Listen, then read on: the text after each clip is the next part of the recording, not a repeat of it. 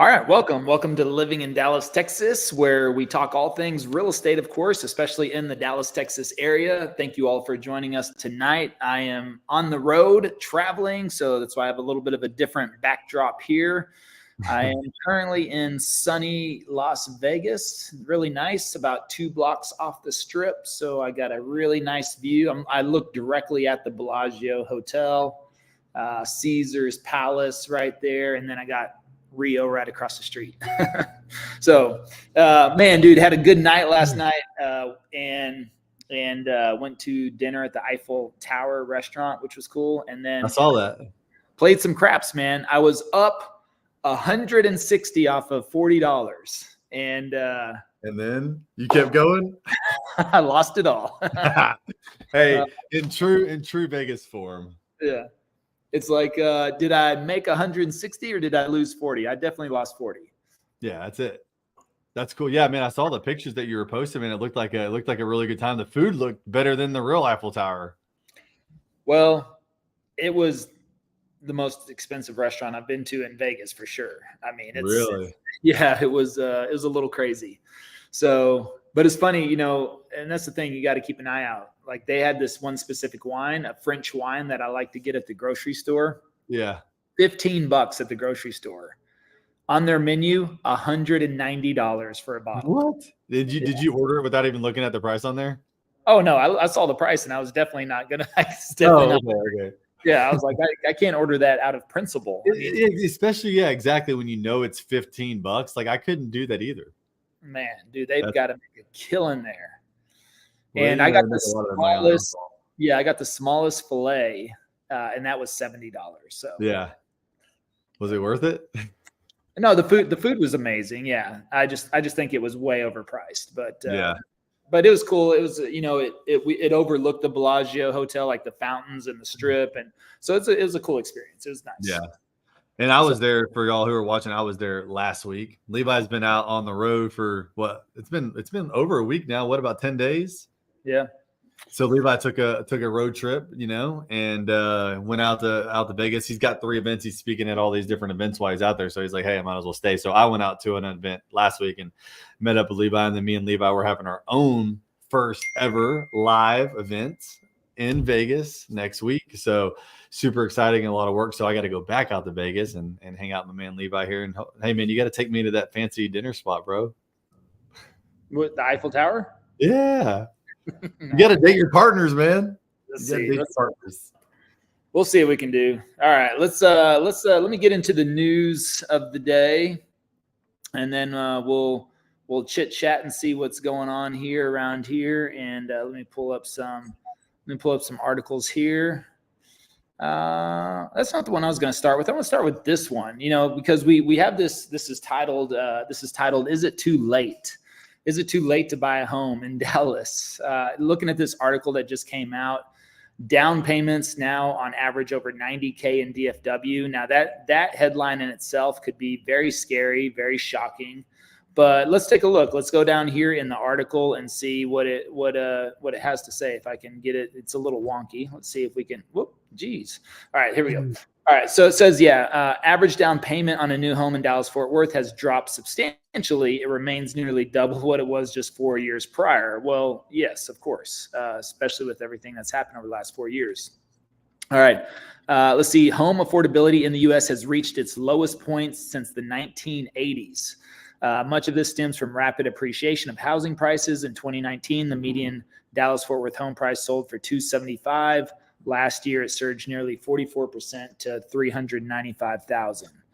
All right, but let's see here. It says, as of December 2023, average down payment in DFW stood at $91,000, or roughly 16% of property value. So this is the key thing that I wanted to really kind of highlight here, was the 16%. And this is something that we just want to assure everybody out there. And by the way, we're here to take your questions and also display your comments as long as they're appropriate. Not that we've ever had any problems, but here to take your questions. So definitely hit us up in the questions if you have any questions there. But this being 16% of the property value, we know that that is not standard, right? There's no real fixed amount, except depending on certain types of loans that you have to put down on the property. But you can, depending on the loan type, I mean, there's are 0 down programs out there. There's as low as 3% or 5% or 10%.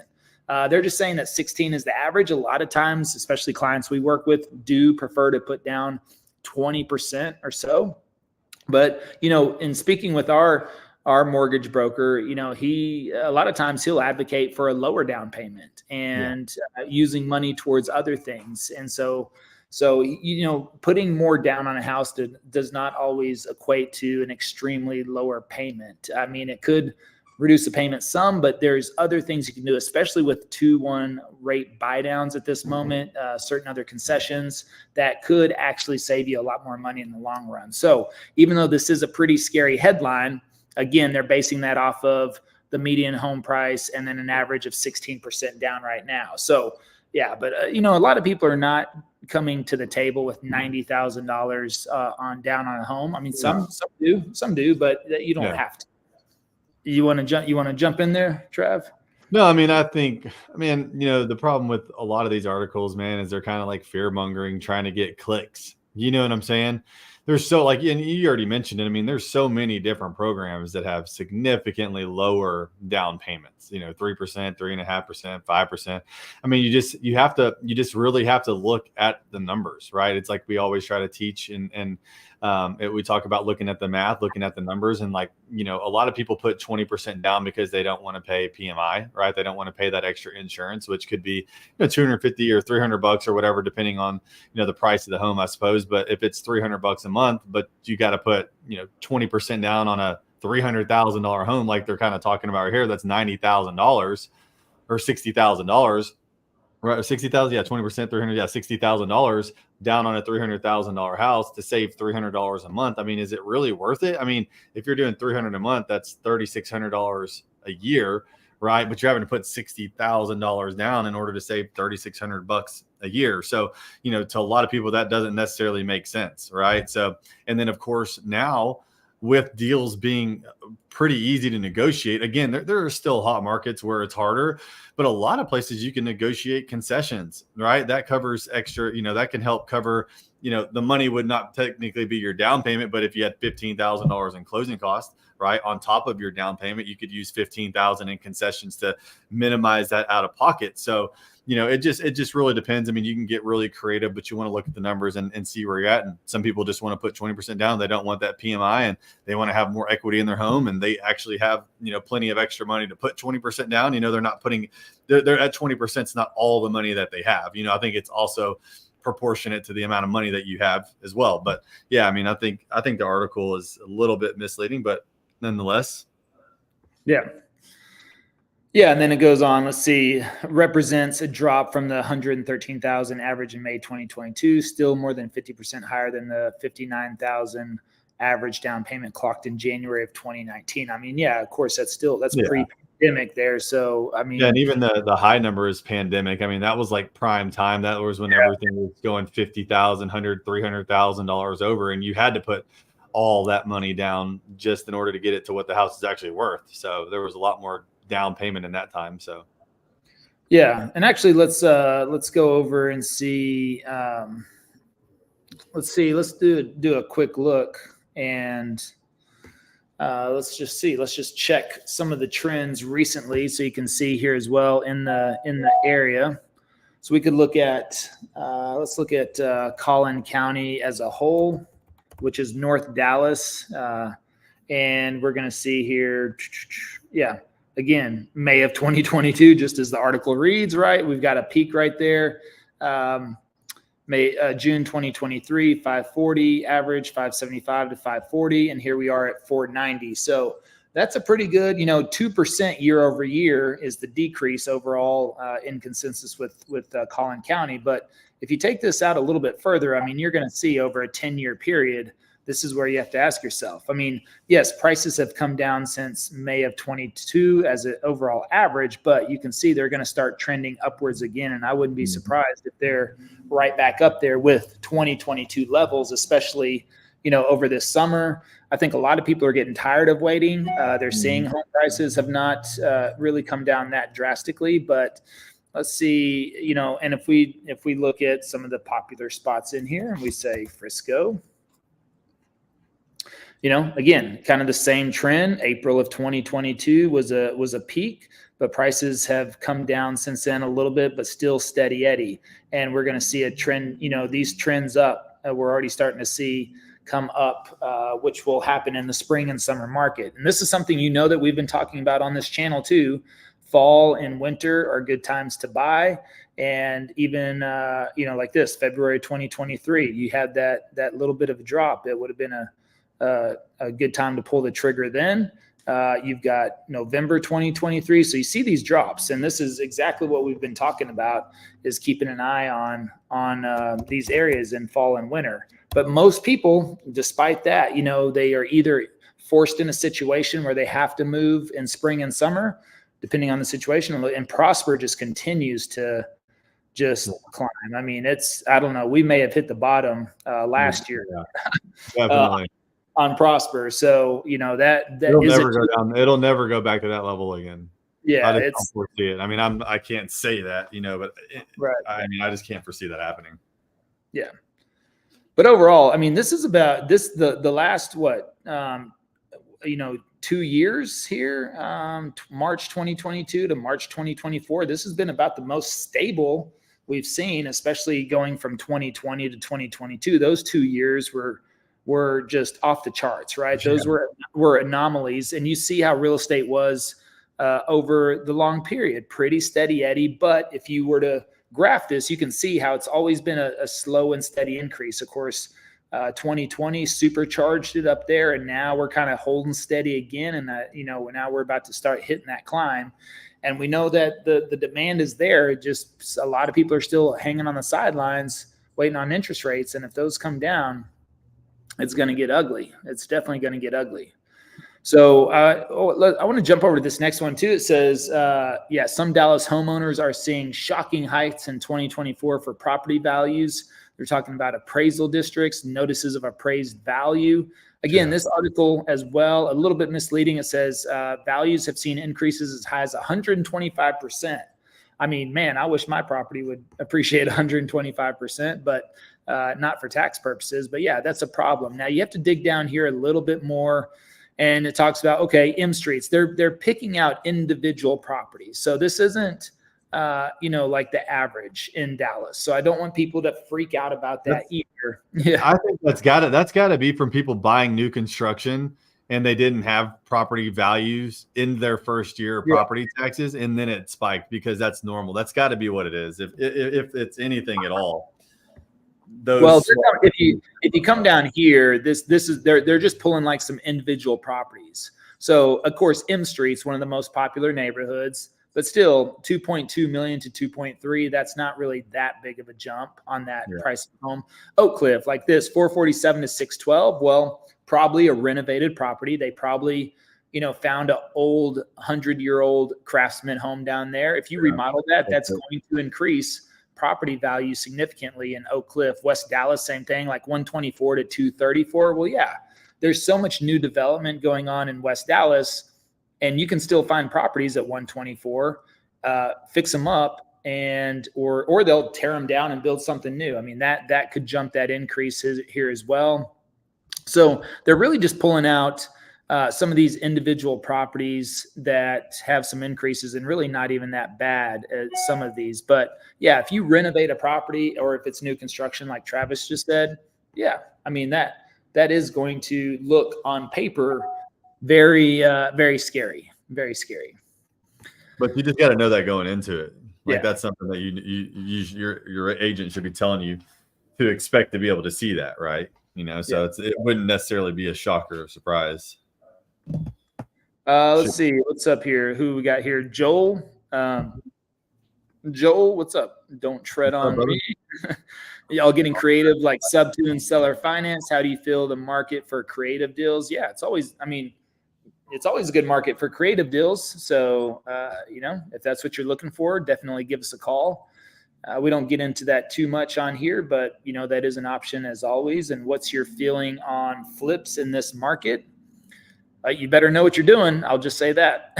So, I still know We're not in any active flips at this moment, but I know investors that are, and it comes down to knowing what you're doing. And then also, interest rates have stayed pretty steady.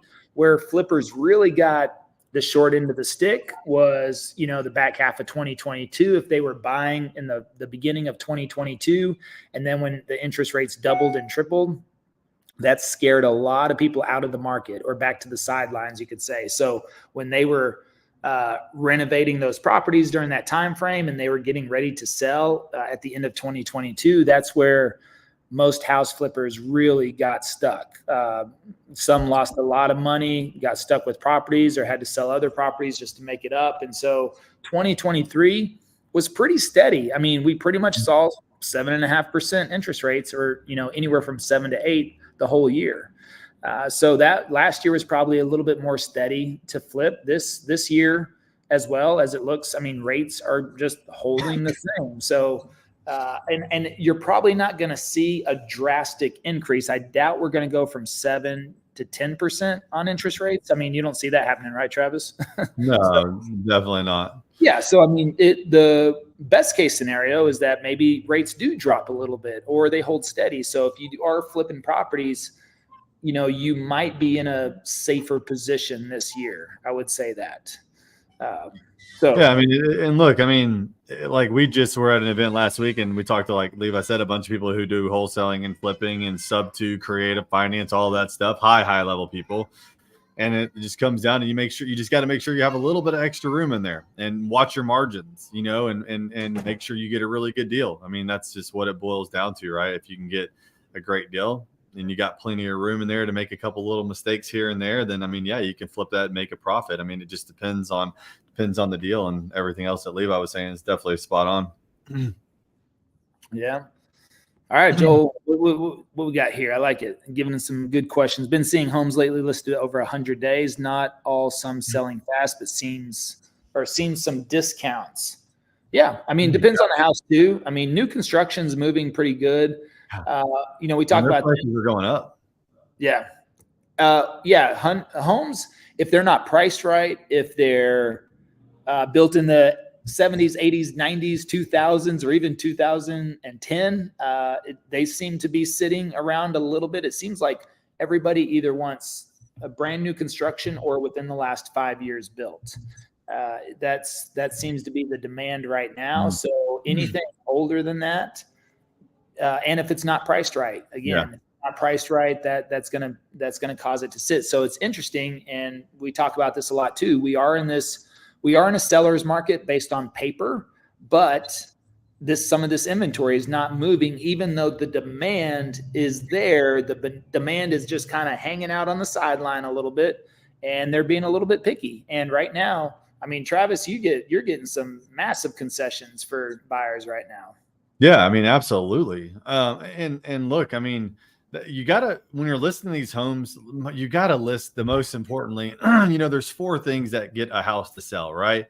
Number 1 is you gotta be able to have, great photos and videos of the property, clear, nice, high quality. You gotta have great marketing. You gotta have a great agent, and you have to be priced right.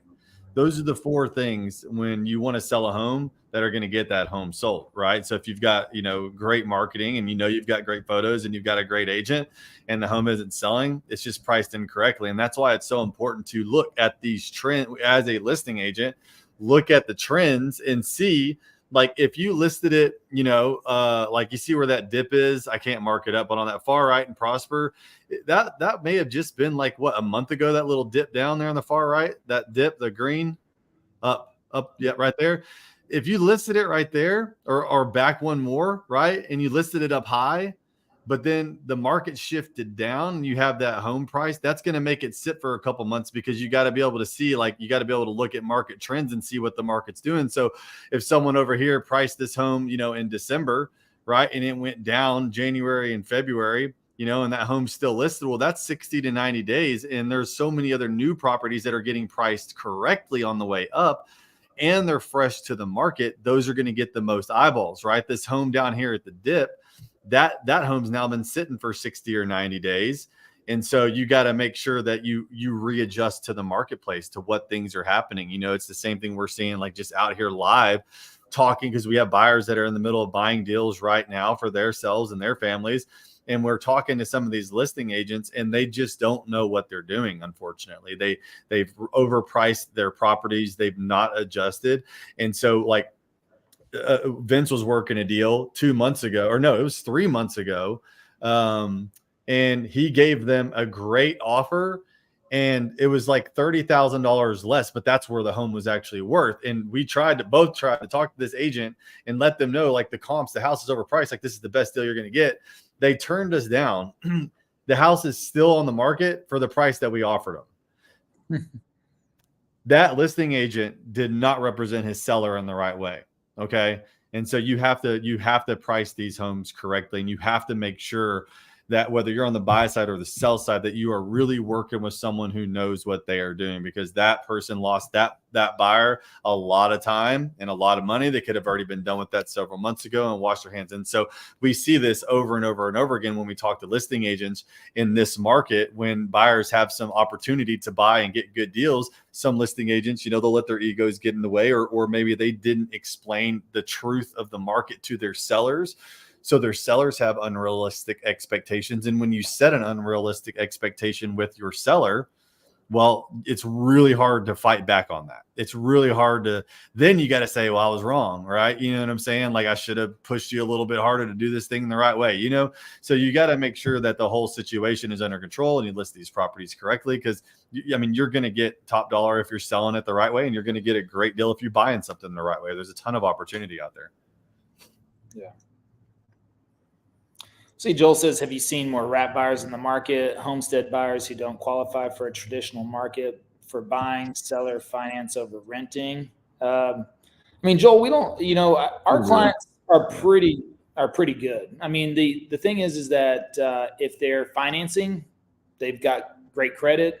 If they are investors, they've got cash. Even if they've got great credit, they've got cash on top of that. So, we're not, I would say, dealing with or working with a lot of clients that are in those positions to have to do those types of things. Can it be done? Yeah. Have we done it before? Sure. But a lot of the phone calls we get into here are a lot of clients, not just locally, but from out of state too, usually selling. If they're out of state, they're selling more expensive properties. And so that gives them a lot of leverage coming in. A lot of business owners, a lot of, very, highly employed. I won't say that's a word, highly employed, but well employed, I guess you could say. They're, with the tech jobs moving here from California, those types of positions, it's bringing a lot of clients that have money, selling more expensive homes, have credit. And so we don't have to really work on a lot of creative deals that way, but we can. But yeah, we're not really getting that many calls from people that have to get that creative on it. Let's see here. Jose, what are the main cons of new construction homes? When should one avoid one? I was trying to read people. Yeah. What are main cons of new construction homes? When should one avoid one? All right. Yeah, that makes sense. Yeah, look, there's some high level ones, right, that most people know. New construction are typically going to be higher cost, right? They're more expensive than older homes, in their initial purchase price, and the upgrades, landscaping, all that other stuff, right? And then it also comes down to, different things that you like, right? New construction neighborhoods, they lack, I would say, being established, right? They're pretty bare, not a lot of trees. Like if you go to West Plano, it's beautiful, trees everywhere. McKinney, trees everywhere, and they're just fully grown and fully mature. They're much more established neighborhoods. New construction, like where we live in a new construction neighborhood, like you don't have all that just beautiful green trees like that are just like huge and everywhere, right? Limited customization. Some of these homes, you can't really customize them. Construction delays, that's probably a really big one, is construction delays. Like sometimes they'll tell you it's 10 months and it could be 11 months or 12 months. It's also, it's really in certain markets, like one of the new builders here, right? They can't even release lots, but when they do, like every 3 months, the price has gone up like 30,000 or 50,000. So you could have had if you don't make your decision right now, looking at new construction, they're still having price hikes. So the clients that were looking, back in October, November, December, we still have a client to buy, and it's been 2 months, right? And he wants this one specific builder, but those homes are $50,000 more now. He's still going to do the deal. He understands that, but price hikes, construction taking a long time. And then you also got to be really careful with not overpaying for that property. These new construction companies will price their homes how they think the market's going to be in 12 months when that home is built. You're not buying that home for the value of what a home would be worth right now. You're paying that value typically for what they think it's going to be in 12 months. So if you look at them, if you look at people who bought in 2022 brand new construction and they bought way up here, they took a hit. Because why? They built this home a year sooner, the market kept going up, and they got it right at the peak. You know what I'm saying? And then now eventually over the next couple of years, like another year or two, it'll probably be right up back and everything will be okay and they'll start going back up. But in the short interim, some of those people took a hit. So, I mean, there's a lot of things when it comes to new construction, that you kind of got to look at, but those are just like, 5 or 6 that I would be paying attention to. What about you, bro? Did I miss anything? Well, construction in general, right? You've got to deal with all the construction, all the dust, all the trucks driving. The nails. Yeah, nails. Oh yeah, we go for walks, and I mean nails. And picking them up. Yeah. Tetanus laying all over the place. Tetanus everywhere. Yeah. Every time we go for a walk, me and Levi, I pick up like 5 nails. Like every single time. So you got to be careful with that. But I mean, but good things. I mean, hey, appreciation, home values. I mean, brand new house. I think the pros far outweigh. Oh, for sure. Because you can, you want to look at the comps and what the house is worth, but that's all done up front. You know what I mean? Like you make sure you get a good deal up front. I mean, I love new construction. Yeah. Joel says, indeed, y'all did a phenomenal job for our friends Oscar, Jabs, and the Brileys. Nice.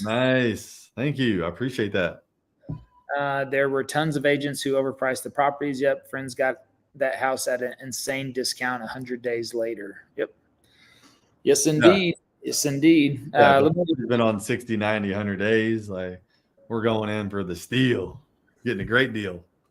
Yeah, let me go in here, finish up a couple of articles here. I mean, this is, look, HEB snags 21 acres in Salina. Yeah. Development boom. They're also building a Costco in Salina. So, guys, I don't know how many times I've said this in every Salina video, the past 10 Salina videos. I'm like, guys, the population is 40,000 in Salina right now. It's permitted for 375,000. Yeah. Do you think buying a home now or buying a home later is going to be the best opportunity? I mean, when they're and they believe it'll be 100,000 within the next 2 years. Yeah. So you're talking about over double the current population within the next 2 years, getting to 100,000. They have it permitted for 375,000. That's twice the size of Frisco.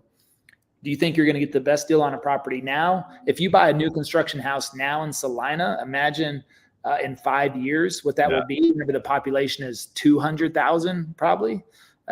It's going to be crazy. This is like getting on the ground floor of Frisco. And can you imagine? Look, if I went into, look at this. I mean, imagine this 20 years ago. Well, let's look at Frisco. Actually, let me just close these out. Or even Prosper. We'll leave Frisco. You're not sharing your screen anymore. Oh, I'm not. Oh, let me go back then real quick. There we go. All right, let me go back to just Frisco and Prosper. Again, this is 10 years ago. All right. I mean, in Frisco, you could have got a property for $309,000. Prosper $295,000. Prosper was $295,000, Prosper was $295,000, and now is sitting at $845,000. Oh, $897,000. 800. And what did I say? 295 back then. What if we go back 20 years? 20 years. Okay, pretty much the same. I mean, that's crazy. Prosper was almost the same for 10 years. 245. Frisco was 187. Yeah, All right. that's right. That's crazy. So Salina right now, in my opinion, is the ground floor opportunity. And man, with permitted to build out that much, and they will, just imagine buying that house back then. So that's the opportunity now. So HEB is coming in here, going to be building. Costco is going to be going into Salina, and that's going to spur all of that growth. But look at this. It's going to be part of the Centurion American Development.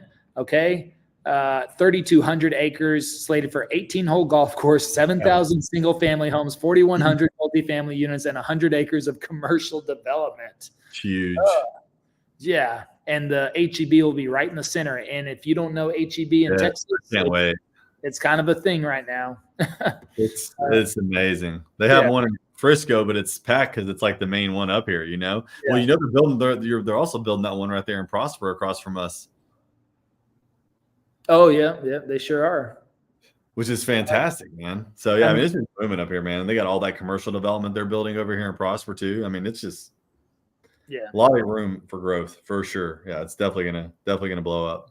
And HEB, by the way, is like the cool kids grocery store for some reason. I have no idea. It's funny because I grew up with an HEB in Stephenville. It's still there, and it's super small. It's smaller than like a neighborhood Walmart.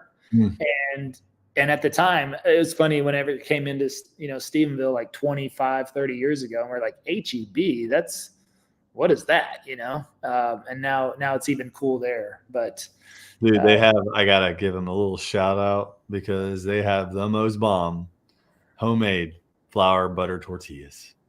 They're fresh. Yeah, dude, they're fresh, man. And they're so good. So like, when we cook up our skirt steaks and we get those tortillas fresh, it's hard to beat. How many ingredients in those tortillas? There was only like 4. 4 ingredients? Yeah, 4 or 5. Yeah, it's just straight up flour and whatever else. Yeah. Flour, water, butter, and salt? Pretty much. That sounds amazing. Yeah. And they get you a whole stack like this too. It sounds amazing. All right, let me finish out one more I had pulled up here ready to go. And then we've got California to Texas migration pattern continues with DFW luring its share. More than 100,000 Californians moved to Texas in 2022. All right, but a lot of Texans moved to California. So look at this chart. We actually had a net migration. 42,000 people actually moved from Texas to California. 102,000 moved, so it was a net migration of 60,000 in Texas. But still, 102,000, we helped a lot of them. We helped a lot of those 102,000 move here. Oregon, 12,000 people moved here to Texas, and then New York, 30,000 moved from New York. Net migration was 18,000 because 12,000 people actually moved to New York. So interesting, but again, you got 102, 12,000, and 30. So 142, 145,000 people moving here just from 3 states. That's pretty significant. So, and then I don't know, am I subscribed to this one? I think I'm subscribed. Let's see. Looks like it. Let's go. I am. All right. So, well, anyways, more than 41,000 Floridians moved to Texas. Wow. Illinois, Louisiana, Colorado, and Oklahoma, 25,000 of their residents moved to Texas. So, I mean, look at that. That's just, you start adding up all these numbers. Oh, here we got more of a chart. Yeah, that's crazy. Let's see. Yep. 25,000 from Colorado, 25 from Oklahoma, 25 from Illinois, 25,000 from Louisiana. Wow. Florida, 41,000. Man, it's a lot of people. Surprising number from Louisiana, actually. Yeah. Well, I don't blame them. Yeah. Lots of storms over there. You got to get out of it. I mean, I love New Orleans. I mean, I lived there for many years in New Orleans. Love New Orleans. But it's a super small economy. I mean, it's just nobody's really moving there to take advantage of the business opportunities, so to speak. But cool city. Love that place. One of my favorite spots. But man, So much more opportunity here. Let's see, how's luxury doing for Dallas in this time? 700K and above. Lately was seeing the demand rush, especially in Collin County where I am now, HEB expanding jobs, etc. Yeah. I mean, it seems like everybody we're working with is over 700,000. It's crazy. It's actually crazy. Like, we have 3 clients right now that are about to buy, and they're all 1.5, 1.6. We're working on that $2.6 million brand new construction deal. They're locking up 2 lots, building them together, and then building on there. You know, I mean, it's like so many of our buyers are in that $1 million+ range, which is kind of crazy to see. You know, I mean, there's obviously people buying at 300 and 500 and 600. I mean, we don't just work with $1 million+, but to your point, I've noticed an uptick in luxury buying, which I think is kind of, I don't know, it's kind of odd. Yeah. Yep. Let's see here. Joel must be, do you know Joel? I mean, he must be a big time investor asking all these investing questions. He's in real estate and he's in Texas, it looks like. So, well, he says he's in Collin County where he's at. Joel, you need to give us a call, right? We need to help you find some homes. It looks like, sounds like you're into all sides of it, and you need to get on our investor list as well. So, on multifamily, our cap rates doing anything north of Dallas seems more stable. Yeah. I mean, we're still seeing around the 6s, I guess, on most cap rates. That's staying pretty steady. Yeah. Well, I could have told you that, Joel, but just by your icon, don't California, Texas. Yeah. Funny. Yeah, I mean, you know, we've closed out a couple of multifamily recently. I mean, there's good opportunities. I mean, the thing is that, and you know this as an investor, there's always a good buy in every market. Even as a homeowner, you know, and that's what we always encourage people that are making the move here, especially if you have to move here based on circumstance, family, job, whatever the case may be. I mean, if somebody has to move here with their job, I mean, what are they going to do? Most people that have already owned a home don't want to rent. They know the value of buying. And so they're saying, okay, find me the best deal possible. And that's what we do. And even though you see all these articles, market trends, average sales price, average down payment, yada, yada, it doesn't apply to one house, right? I mean, we got to find you one house in the market, negotiate it, get the best deal possible. And that's how it works all the time. And we find deals all the time. I mean, like Travis said, we're working with so many clients right now, way above 700K. I mean, they're making moves. They're making moves, and they know interest rates are not ideal right now, but everyone also believes that within the next year or two, they're going to come down, and there's a refinance opportunity in there. So, you know, and people that have owned or previously owned a couple of times have been there. I mean, a lot of people refinanced a couple of years ago. I know I did on my house in Dallas. It's at a 2.7% interest rate. So yeah. Yeah, and this house that we bought last year did a 2-1 buy down on it. So actually that's about to jump. So I'll probably see my payment bump a little bit. Rates are still the same, pretty much as they were last year. So there's not really a good opportunity for me to refinance. So I'll hang on. I'll wait and see what happens.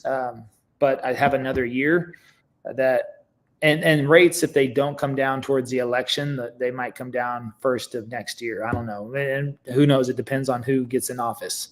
Yeah. I mean, the rates things, like you're saying, man, you got to get a good deal in the house. You know what I mean? Like, even with the rates, I mean, if you look, even though we can't refinance right now, look how much equity we made when we bought. Yeah. You know, so yeah, that far outweighs the rate.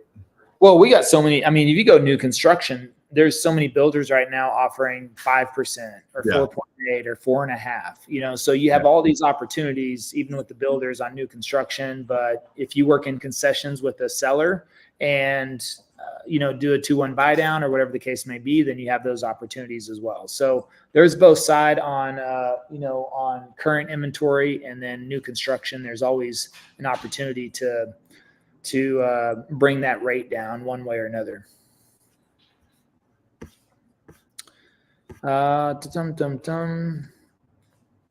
Okay, so let me see. Why not? Says strongly considering Salina, so I'll be in touch. Been watching your vids and appreciate the value you provide. Well, why not? Why not give us a call? Why not? I mean, why not just go ahead and shoot us a text right now and let us know, hey, it's why not, and we'll definitely give you a call and touch base.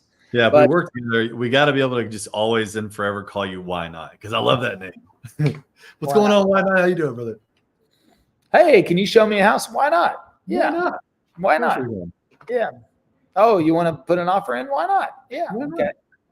You want a lower interest rate? Yeah. Why not? We'll get that for you. Why not? That's great. And whenever he calls, remember in the 90s, the Budweiser commercials? Or it could be a she.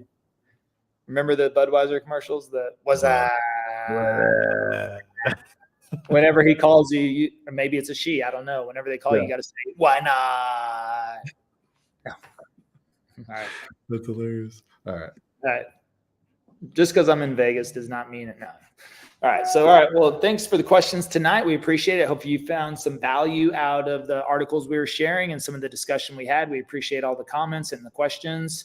And again, right here, give us a call, 214-441-6684, or shoot us a text. If you have any questions, we always love to talk with you on your current situation so we can get to know, the situation a lot better, because everyone's situation is unique. So it's always a little difficult for us to answer blanket questions on here, because we really do like to do a deep dive and figure out what's the best opportunity for you. But we know that we can make it happen in any market, and we've done it time and time again. So thank you all, and we hope to show you around town, right?